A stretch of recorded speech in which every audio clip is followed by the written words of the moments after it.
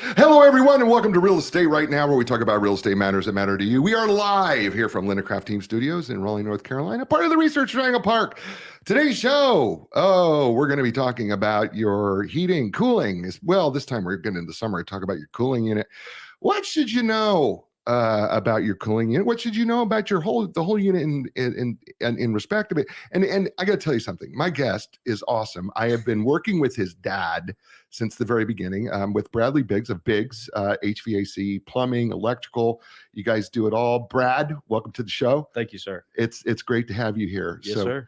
Good all to be right. here. So let's talk about, the HVAC. Here we are coming out of the spring. We're going into summer, right? And, the HVAC is kind of like breathing, Right. Right? It's Yes, kind of sir. like you don't notice it until it's not there. Right. Right. Oh, yeah. So help us understand, what we should be paying attention to right now going into, because, right now, I mean, today's a cool day. Right. It's been a cool week. It's been a cool week, Yeah. actually, right? Which is really not very typical for us right here in North Carolina. This time of year. Yeah. So help us understand what we should be paying attention to right now going into talking about our HVAC units or AC units in particular. So I guess for starters, the best thing you can do as a homeowner would be to consider having a licensed electrician or HVAC technician, for that matter, come out, take a look at the HVAC system, make sure you're ready to go for the summer. A lot of people like to refer to it as a tune-up. So, having a technician come out and take a look to make sure everything's going good and is going to operate good for you is the best thing. Because sometimes, your system could be working fine, but have an underlying issue that you don't even know about until it's too late, like we just said. Until you come home from work and it's 90 degrees in your house. Right. To try to avoid that, the best thing you can do is have a technician come out, perform a maintenance on the system, kind of go through, check refrigerant charge, make sure everything's good with your system from there. That's a big thing. If you don't have enough refrigerant in your system, the system's not going to cool right whatsoever. So that would be where a good thing to start as a homeowner, to kind of take a look at that. And I know that they check the refrigerant, but what else does because you guys do it at our house. You guys come to our house and do it. Yeah. What are some? I mean, I don't follow them around. Yeah. Right. I know, but help them understand all the things that they're checking for and what they're looking for when they're doing like a pre-maintenance, a maintenance type of look. Yeah. So first things first, typically like I've been doing service now for around 5-6 years. And whenever I get to a home and get started on a maintenance, first thing I like to do, if the system's up in the attic or the crawl space, especially if it's a split system, I like to get up in the attic and start there. Take a look and just go ahead and see what kind of temperatures we're dealing with while the system's running in the cooling mode. If everything checks out good from there, I'll go ahead and continue on with the maintenance, open up the system, obviously turn power off first, turn all the power off, go inside the system. Basically, where I like to start is tightening down all low voltage and high voltage connections that are inside the air handler. If they do become loose, you can have all sorts of issues if your electrical connections become loose. So I like to get in there and tighten those up. And that's not something we should be doing. No, not at all. Not at all. Because 9 times out of 10, your connections are going to be inside of your system. So you would have to physically open up the panels on the system and go into it. So I would definitely leave that to a technician to take a look at. Yeah. Because I mean, we're talking about some voltage here. For sure.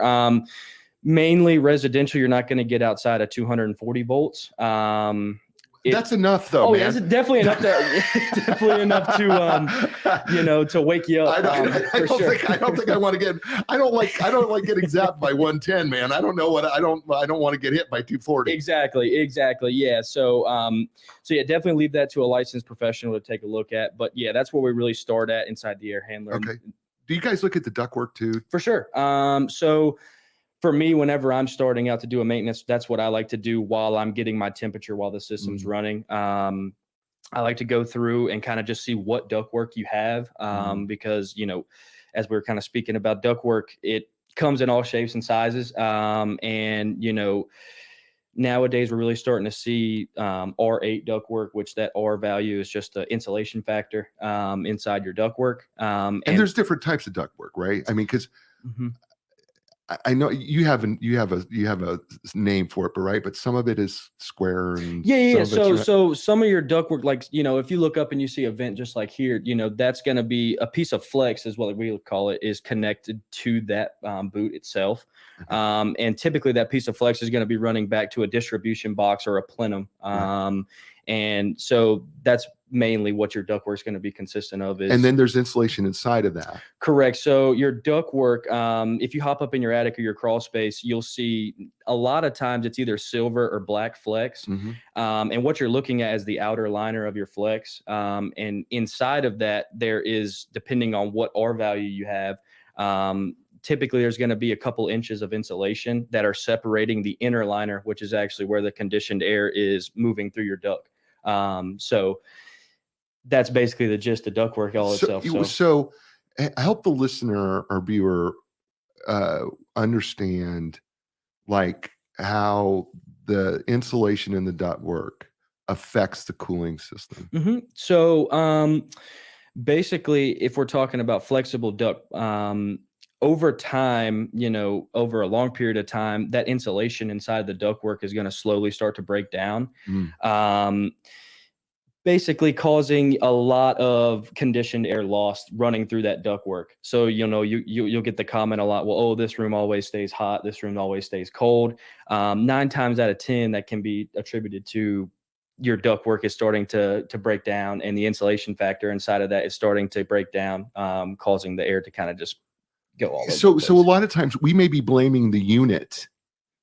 When in fact it could be the ductwork. It could be. Your ductwork is about 30% of your system's efficiency. So you could have the best system on the market with old bad ductwork, and it's not going to work properly. I kind of always like to refer to it as, you have a new car on used tires in a sense. That's kind of basically what you're working with when you have a new system with older, outdated ductwork. Now, and then help us understand. I should say just me, but all of us. But help us understand. When that insulation begins to break down, right? And it's just over time, right? I mean, you got air blowing through, heat, cool, blowing through the same ductwork. I mean, do we breathe the particles of that? So from your flexible duct, not so much, but your plenums that are typically butted up right up against your air handler. Right. Over time, insulation can start to break down into microfiber filaments. And basically, as your air conditioning kicks on and kicks off, you're pretty much breathing that over a long period of time, which nobody wants to do. Right. Which is why we at Biggs, we really don't use insulated plenums from the inside. We actually kind of do our own thing where we wrap that ductwork from the outside so that your insulation factor is all outside. So the only thing that air is touching as it's moving through the ductwork system is clean sheet metal. I mean, so there's no insulation factor, where 9 times out of 10, most of the houses I go to and see, that's what they have is box and flex and insulation wrapped on the inside rather than the outside. And that will break down over around 10, 15-year period. And this is another reason why people should, especially if they got an older system, they really should have you come out. Correct. Yeah. Because you could be breathing. I mean, if you have an older system, you could be breathing this stuff, right? Right. Even though, even though you have a filter. Oh yeah, for sure. Right? Because that filter is on your return intake side. So you have a return and supply when you're talking about heating and air equipment. So that return filter is basically stopping pet dander, anything that you're kicking around on the floor, like small microbial parts. Right. But what's coming out of that supply, nothing's really stopping that. So, I mean, if you have insulation that's flying around through your ductwork, you might not even be able to see it, but you will be breathing that in. Let's talk about the filter for a second, just because we just got here. I don't know. I never know how we get here, but we got here. Right. But let's talk about the filter. I know that's one thing that we can do as a homeowner is change the filters out, right? How often should we be doing that? And is there a difference? Because like you go into like a Home Depot or Lowe's, right? Oh yeah. And you see these filters, right? I mean, they've got like an aisle, right, of filters, right? Of different brands of filters, and they all range in all sorts of prices from really, really cheap to holy cow, I need to sell a child in order to buy a filter. Right. Yeah. Right. So Help us understand how often Mhm. we should do that, and what should we be looking for in a filter? So basically, to break it down, 9 times out of 10, what you're going to be seeing when you walk through a department store like that is pleated filters and polyester filters. Mm. Your pleated filters are going to be your more expensive filter. A lot of customers that really pride themselves on keeping the best type of filter in their system are going to go with the pleated filters. And then the 30-day throwaway filters are typically going to be your polyester filters. And it's pretty easy to spot them. Polyester filters are either going to be blue, white, or a green face on them, Okay. and you can almost literally just kind of poke right through them. Okay. Whereas pleated filters are going to have almost like a mesh wire attached inside of them to keep everything firm. And those typically will last you around 2 to 3 months. I really wouldn't carry much over 3 months with those. But another thing about filters, a lot of people tend to think that more filtration is better for your system. But in all honesty, the more filtration you put on your system can really affect your blower motor. I've seen a lot of failures with blower motors that are 2, 3, 4 years old, just because the customer is leaving the most expensive pleated filter they can have in there for longer than it needs to. Really? So like I've seen some pleated filters that have been in for 8 months that got super plugged up. The customer has like 2 or 3 dogs and they're shedding all the time, and it caused that filter to get super plugged up, and it actually put so much stress on that blower motor that it couldn't take it, and it killed the blower motor. Really? Yeah. Oh yeah. So it's that I mean, because you tell us change it. Oh yeah, very important. Right. You tell us to change it, and I get it. And especially here, like when we have pollen season, right? I mean, I've seen the filters in pollen season here, where Right. you're like, I almost want to change them twice a month. Yeah. Oh yeah. Because there's just that much stuff floating in the air. Oh yeah. And one thing I will say with that, and this has helped a lot of our customers that have a lot of seasonal allergies, stuff along those lines, is a whole house media filter. Okay. Now, and I actually believe we installed these on your house. You did. Yep, Yeah. so, Right. So these filters are 5-inch filters, whereas the ones we were talking about at the department store typically are going to be 1-inch filters. Right. These 5-inch filters, they're good for 12 months, which is insane. So you put them in there typically, like a lot of customers that have them, what we do is we'll bring them out with us on a maintenance. Yep. We'll start the maintenance and we'll replace that filter, and then that filter won't need to be replaced for another 12 months. And another cool thing about it is, technically, the manufacturers of those filters claim that you don't need to run return air filters when that 5-inch filter is coupled with it. So you don't really need to run your 1-inch filters if you have that 5-inch media filter. Yeah, I know in our house, since you guys put that in, I've never changed the filter on a return filter. Right. Yeah. Right. First of all, it's up in the. It's typically going to be attached to your air handler. Yeah, I mean it's on your way system. up. I would have to get a 12-foot ladder to get to my return. Oh yeah. Right. Right. Yeah. Right. I mean, if I was gonna do it, so I know we don't. But then you guys put it in, and then every year, once a year, you guys come in and you replace that. And so, I mean, that I never thought about it because I never think about it. Yeah. Right. I mean, right, because you guys do it. Yeah. It's kind of like out of sight, out of mind. Yeah. I mean, because in another house, right, I have to change those filters. Rental house, I have to change those filters every month because, typically renters don't always do that, right? So you have to make sure those are changed every month. Yeah. So that's a great idea, and the cost wasn't terribly. No, not at all. And I mean, that kind of brings me to another point with filtration. Like you just said, sometimes in some houses you'll have super tall ceilings, and it's a pain every month to change that filter every 3 months. And that whole house media filter really kind of nips that in the bud. You'll never need to pop up on a ladder and change that filter out again.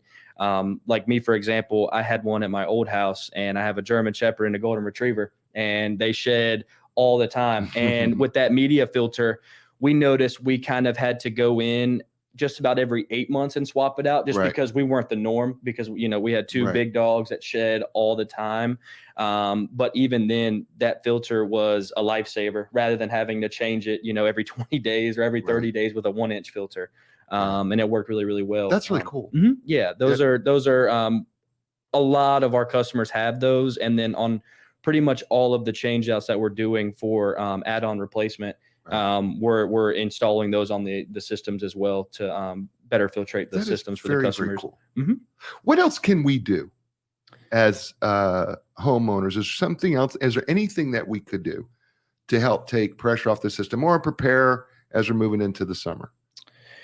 Well, you really hit on the big one. I really can't stress how big of a role filters play in your system. Filters, having a maintenance contract with a licensed contractor is a really, really big deal, Okay. in my opinion. And then, it's kind of like we talked about earlier, you really don't want to have someone who's unfamiliar with the system really try to Right. dive in and work on the system. Mhm. Just because there's a liability for the customer, you could Right. damage the pieces of equipment. Really, I would leave that to a technician to kind of dive into to Okay. take a look at that. All right. Well, let's move on to talking about the system itself. Mhm. How do we figure out? Well, let me ask you this: how many times have you walked into a home and they bring you're walking into a house, whether it's new or previously owned, Mhm. and you walk in and you start looking at the system and you walk outside and you go, "Oh, this isn't enough system for this house." Yeah. How often does that happen? So a little bit more than I'd like it to. But that's kind of like we were speaking of. It really boils down to whenever I go to a customer's house, 9 times out of 10, I get this room's super hot. This room's always staying super Right. cold. And I hear that on systems that have been installed 2-3 years in the past, and which you shouldn't be having those problems. And I'll hop up in the attic and depending on, it can be your ductwork is undersized, or another one is your ductwork might be oversized or the system might be oversized. I see that a couple of Whoa, times whoa, too. whoa, whoa, whoa, whoa! I can get with you, Brad, on the system's undersized. Mhm. But how does an oversized system affect that? Yeah. So, if let's talk furnaces for a minute. So if you have a oversized furnace, let's say your house, really needed about 3 tons of air, or heat. Or, for a furnace, let's say your house called for around 42,000 BTUs and I came in and I put a 92,000 BTU system Right. in. Basically what's going to happen is it's going to heat really, really well, but it's going to do it so quickly that your system is going to short cycle. And the system is not going to, basically that system is going to think that there's a problem because we're getting way too hot, way too quick. fast. Exactly. I got it. Got it. And that can be a problem as well. So you really have to make sure you do a proper load calculation whenever you're replacing a system or installing a system for a brand new house, to make sure that it's the correct size for that house. Because, oversized or Right. undersized, either way, Right. it's a bad thing. You need to have it perfect for that house. Right. And every house is different. Right. Every single house is different. So when you do now, do you have something that you do to do these calculations for people? Mhm. Because before we got on air, Mhm. you were saying to me, like, I was thinking everything was even, like 2 ton, 2.5, maybe 2.5, 3 ton. But then you said, "Oh, no, you get a 2.89." I was like, "Oh, what?" Well, yeah. So on our load calculations, sometimes depending, and it really, like I said, every house is different. So, you have a 1,200 square foot house. You have one house that has, minimal windows, minimal glass doors, stuff Right. like that. You have another house, the exact same square footage that has, 3x5 windows all around the house. Right. Both 1,200 square foot houses could call for different tonnages on your load calculation because of the fact that you have that many Right. glass around your house. And that can really, really affect what size system you're going to need in your home, going by that load calculation. So I could do a load calc and find, oh yeah, this house needs 2.89 tons of air, but there's not a 2.89 ton system. Right. So I'm going to most likely have to give this customer a 3-ton system. Okay. And with that being said, we're also going to have to look at your ductwork to make sure your ductwork is capable of doing 3 tons of air. So they may have installed a smaller system, which meant smaller ductwork. Mm-hmm. So, and you may have to replace both. Unfortunately, yeah. I mean, you might have to go in, and depending on what your system was sized for, unfortunately, I've seen some cases where load calcs were not performed, Right. and it's kind of like a guesstimation, and Right. they just go in, they go, "Yep, this is what we're going to do." This, they kind of use like a rule of thumb, and they say Right. this is probably going to work. And then 5 years into it, the customer's like, I cannot stand it. On the hottest of days, it's always miserable in this particular room. Right. And you come out, you do your system evaluation, you come to find out, oh yeah, your system is a little too small for this space. So that can really kind of do windows affect the heating and cooling? Mm-hmm. Oh yeah. So, not only like, is that going to affect it from a load calculation standpoint, but, heat loss and having your windows not properly sealed is really going to cause that issue as well. I mean, because, you can have the best system on the market, but you have leaking windows, and, that air conditioning is not going to stay in the house whatsoever if your windows are. So do you take that into consideration when you're doing your calculation on the load that you need? Do you do that in terms of like how many windows there are? Yeah. In terms of, because I mean, if you have fewer windows, I mean, if, when I was growing up, we actually had these great big, huge picture windows. I mean, they were enormous, right? And it was, we're in Nebraska, and we had these huge picture windows. I mean, an enormous picture window. And you could feel the cold. And by the way, it gets cold in Nebraska. Yeah, right. Right. It could get hot too, by the way. Yeah. But I know that big, huge picture window had to be making the system work. Yeah. Harder. For sure. And so like if I was coming out to that house in particular, and I was doing my assessment, and, let's say you were wanting to purchase a new system, that's where I would start. I would walk the perimeter of the home, and I would basically jot down what size windows you have, what position they are, because that will come into effect. If it's on the east side of the house, we really need to put that into consideration. And basically we punch that into our load calculation, and that's going to determine where we need to go with what size system we need to put in your home. Because if you have multiple of those around the side of the house, that's really going to cause a lot of air conditioning loss and heat loss throughout the house. So we're going to need to probably up your system, depending on what it says. Okay. You said 30% of the heating cooling is the ductwork. How much does insulation in the house affect what we do? Is there a percentage that you think about that? Because, like, I'll give you an example of something that we did. That we did this. So we, of course, have our houses are insulated. Yeah. But then what we did is we did the spray foam insulation in all over inside the house. I mean, it seemed to have effect, or am I imagining it? But it seemed to have a huge effect. Yeah, for sure. You're definitely going to keep that. You're going to keep that air inside much better than you would if it wasn't well insulated.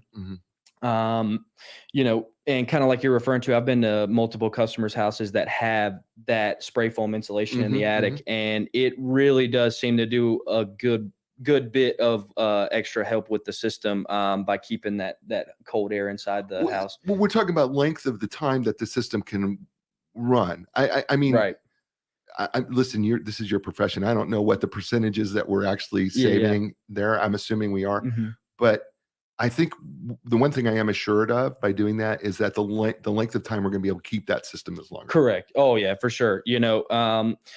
Rather than having your system run constantly during the summer on these 90-degree days, with a non-well insulated house, if you have a insulated house like you're describing, with spray foam insulation in the attic, one can only imagine that it's going to keep that conditioned air inside that house much, much longer rather than it kind of leaking out because there's less insulation in the home. And that actually kind of brings me into something, that I was going to speak about modulating equipment. Okay. When you have a modulating equipment or a modular system, basically, now I will say these are going to be higher end pieces of equipment. These aren't going to be your builder grade. You're not going to get this for the bottom dollar. But basically what these systems will do is they promote a longer runtime, to have more dehumidification in the house. So it's a longer runtime, but it's a more efficient runtime rather than your system just cutting on, off, on, off, on, off. This system, like on a day like today is a perfect example. Your system doesn't have to run at 100% capacity. It could go down as low as 20%. So you're going to see that on your bill. You're going to save a whole lot of money by having that modulating system rather than having a bare bones system that all it knows is one speed, which is just on or off. Right. Whereas a modulating system, you can have longer runtime and at a very, very low capacity to where, you're not really hitting your bill a whole lot for. Well, like today is a cool day. Right. I don't know that the system came on today. Exactly. Yep.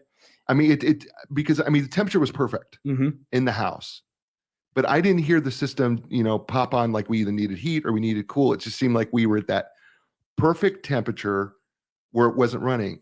I don't know what the calculations are there, but I every time it's not running, I know that I'm not paying for anything.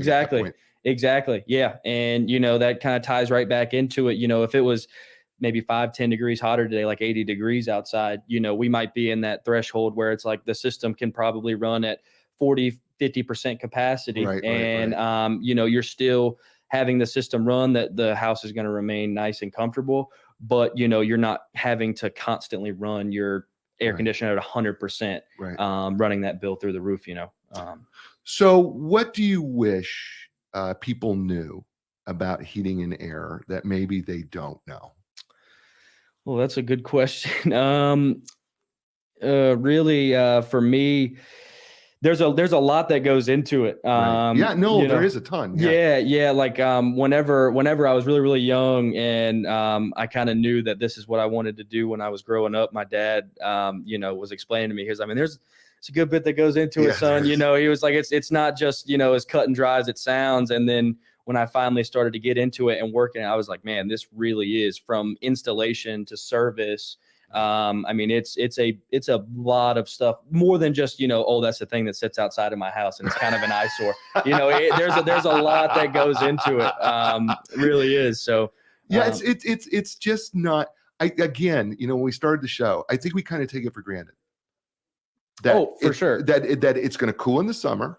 It's going to heat in the winter. I mean, I think we just take that for granted that that's going to happen, but we don't understand all the moving parts that are required to actually make that happen for you. Oh yeah. And it's not until it doesn't happen that we notice it, right? Because I mean, you and I are sitting in a very comfortable room. Oh yeah. Right. And so you and I just take for granted that it's going to be comfortable. Yep. But if it was really hot, you would be saying to me, you need to really check your AC unit out. For sure. Right? For sure. Right. And so I think it is for people to help them prevent that, I think is really, really important, because you don't want that to happen. It's not that things can't happen. Yeah. Yeah. And, that kind of brings us back to where we started with, having it checked out before stuff really starts to go bad. And a good time to do that is really days like today, weeks like today, or this week, where it's been really, really mild out. Yeah. Rather than waiting until, middle of June, middle of July, where every company's booked. There's calls booked from, now until next week and 2 weeks out. And, it really puts a big stress on the HVAC industry, just because, we have hundreds of customers calling in, because unfortunately, a lot of times, like we talked about, it's not on their mind until they come home and it's 80 degrees in the house when, they have it set for 70. So it's very, very important to have routine maintenance on your system, in my opinion. That way, everything's preventative, whereas, we can come into a house and say, look, this particular part, like a really common one, is like a capacitor. This capacitor was it's really, really weak. It's under manufacturer specs, and we caught it on the maintenance, and we can go ahead and get it replaced and fixed. That way, when it does get hot, instead of your capacitor blowing up, we can get that replaced for you and keep you riding smooth for the summer. That's awesome. Oh yeah. We've done it. We've done our 30 minutes. It's gone really, really fast. Oh yeah. This has been a lot of fun. It's been really educational. Brad Biggs, tell everybody out there how they can get a hold of you. So Biggs Heating and Air Conditioning, Plumbing and Electrical. Our office number is 919-329-8288. We're located in Garner, but we pretty much serve the Raleigh metro area. So that's pretty much it. That's awesome. You've been great, man. Yes, sir. Thanks for doing this with me. Yes, sir. No problem at all. It was a good time. I look forward to it. Folks, that's the show. You know what I say to you every week, right? You have a lot of choices. You chose us. I really do appreciate you for doing that. And you know what? As I say to you all over the world, you know what that is. Ciao, everyone.